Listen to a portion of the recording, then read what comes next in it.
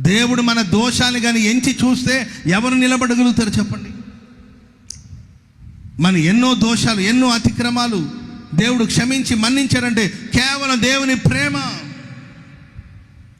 దేవుడే కానీ ఉగ్రత చూపాలనుకుంటే ప్రపంచం ఉండదు. ఈ పంచభూతాలు దేవుని ఆయుధాలు.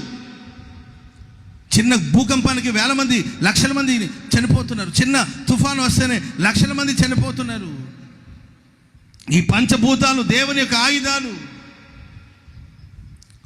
దేవుడు కానీ శిక్షించాలని అనుకుంటే, దేవుడు కానీ దండించాలనుకుంటే అసలు ఈ సృష్టి ఉండదు. ఎందుకంటే మనుషులు చేసే విపరీతమైన పనులు, విపరీతమైన చేష్టలు, విపరీతమైన పరిస్థితులను చూస్తుంటే దేవుడు కానీ కోపం తెచ్చుకుంటే ప్రపంచం ఉండదండి.